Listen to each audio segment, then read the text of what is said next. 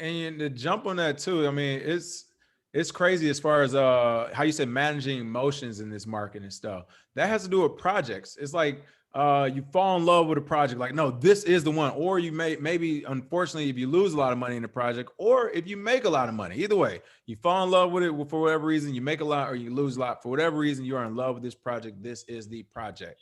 And it's just like at the end of the day, it's software. It's just a project. So sometimes like you have to look at it like that and take a step back, whether it's cut your losses, whether it's take profit, or whether it's just diversify and be like, all right, like, or if you miss something, like I missed projects before. I missed a couple of projects where the first one, I missed Ant Shares going to Neo. We got hacked around that time. That's when I learned my lesson about cybersecurity in depth.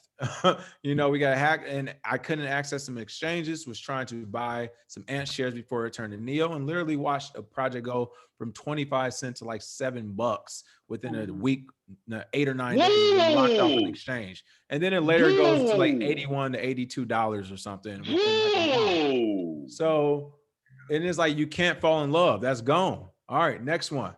It's like next one. Or it's another one where it's like you lose a bunch of money. It's supposed to be the right one. All right. Well, I ain't gonna keep losing to zero at this point unless I know the value of it is worth a lot. If I know the value is worth a lot, then cool. If I know I got myself into a pump and dump, then hey, maybe it's time to cut these losses. But regardless, you can't fall in love with these things. So I just want to put that out there too, as far as managing that. When you say projects, right, you're talking about how each crypto kind of stands alone in its own kind of Exactly.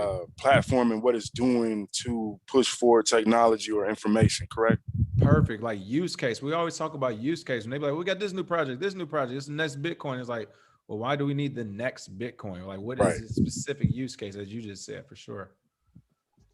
And that's the important part that I think a lot of people don't really, it's like, don't really look at as far as in the crypto sense. You know what I'm saying? I know it's more so, I think they do it more so with stocks as far as investing. Whereas, okay, you know what I'm saying? The use case, like I notice in a lot of, you know, it's more, a lot of the people, the newer people or people that I've seen getting into crypto are, you know, like, okay, instead of looking for a great use case, looking for a great fad. You know what I mean? So, a quick buck too. And let me ask you this, because that's where, and so when people argue the point that, you know, because you hear a lot of people that's against cryptocurrency in general, and they argue the point that it's not tangible. So I guess the best argument would be, no, it is tangible. It is software. It is an actual a project that is happening, and this is the kind of the energy that's flowing into it.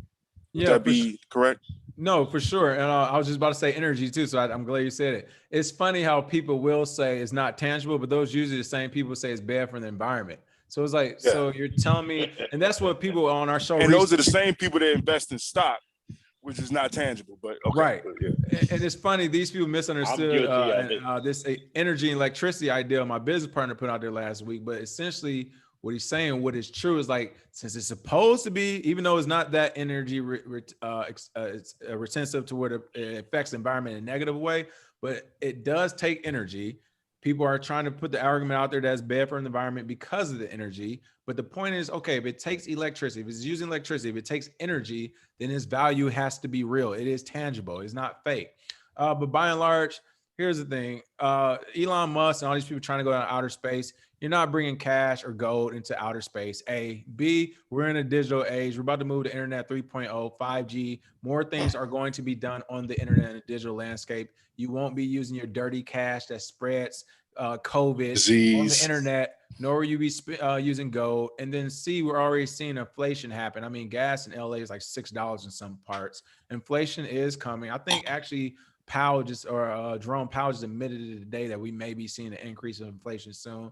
And oh, by the way, as cash inflates and it becomes worthless, which we've seen just by looking at gas prices, everyone says, well, what about gold? If we ever have anything that gets to the point where you need to have gold, it's going to be like the strongest dude on the street about to have your gold.